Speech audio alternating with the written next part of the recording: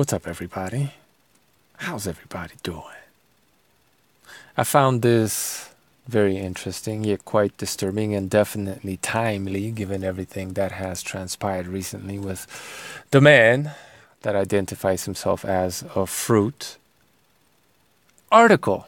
So let's read the title.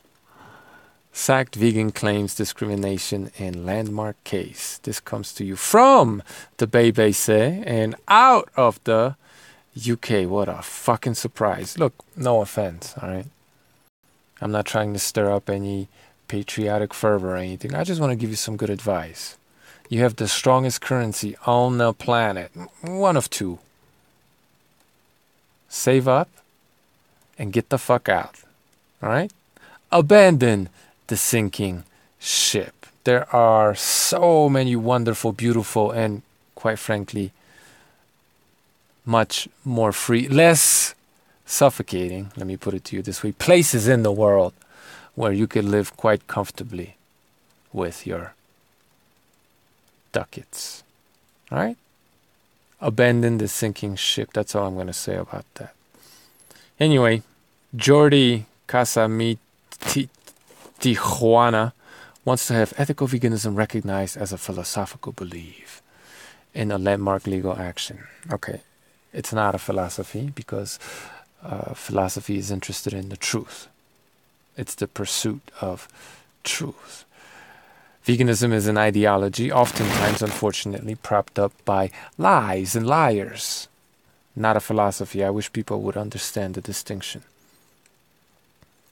A tribunal is to be asked to decide whether veganism is a philosophical belief akin to a religion. Now, maybe the YouTube vegan community hasn't gotten wind of this article yet, but as soon as my video drops, there will be a domino effect with tons of vegan channels saying, hell the fuck no to this guy, right? Because anytime you accuse any vegan of being part of a religion, they vehemently oppose that notion. So just as vehemently, they will oppose Jordi Casa in Tijuana, right? Unless they're a bunch of flip-floppers or cognitive dissonance experiencing people sweeping shit under the rug. Whatever happens, let's just say I won't be surprised. Anyway, long story short, Jordi says he was fired by his employer because he's vegan, and they're saying, nah, you snitched on us because you're vegan, but we're firing you because you snitched, not because you're vegan. That's essentially what it is. You could check out the details for yourself. I won't waste any more of your time than I have to. Oh, look at Jordi. Still playing with stuffed animals. Well, no fucking wonder he can't stomach animal slaughterhouse porn, right? The boy never grew up to be a man that goes out into the wild and hunts the food for the family, and the lady goes out and gathers berries and shit for dessert. Anyway, sexist. Yeah, right. Oh, here we go. Speaking of sexist, religion or belief in the UK, I presume, is one of 9 protected characteristics covered by, no, don't die my battery, by the Equality Act of 2010. All others, all ranked equally, are age, disability, gender, reassignment, marriages, and civil partnership, pregnancy, maternity, race, sex, sexual orientation, right? This is snowflake shit. Another thing that vegans have a hard time dealing with is when people call them SJWs, right? Now, I don't like that term myself because social justice is very important, but this has nothing to do with social justice. Anyway, that's a different video. I expect to see lots of backlash from the vegan community toward Jordi because you guys ain't SJWs, right? Wrong.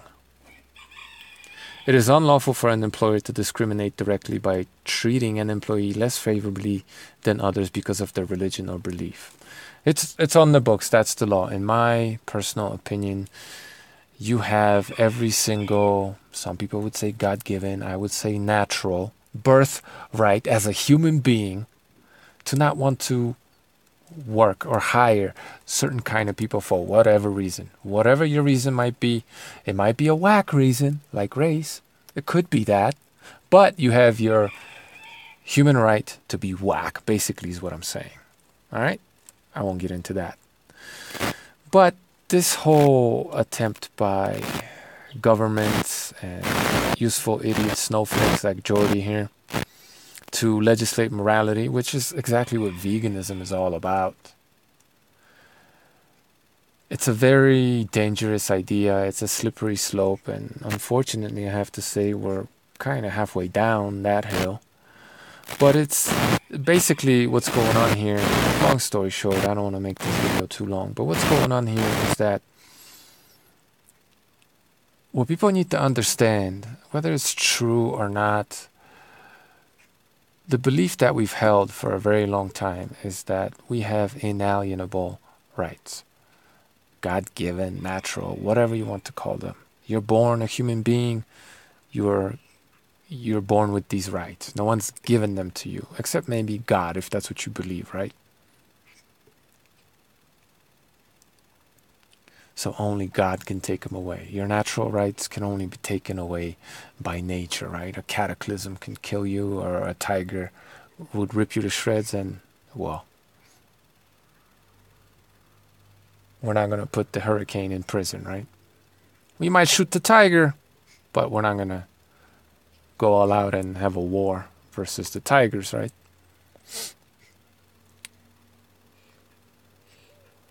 But what moves such as this one, little by little, and this has been happening for a very long time, when governments legislate morality, what's happening is people are losing this idea, the connection to this idea that our rights are ours. They are our birthrights, and their rights are essentially becoming privileges bestowed upon us by states, governments, authorities, right? They're no longer ours because we're human. They're no longer really human rights. They become more privileges, something that's given to us by an earthly mortal authority, right? And if they're given to you by some other people, they can just as easily be taken away. I'm going to end my video here. Let you think about what's happening. Take good care.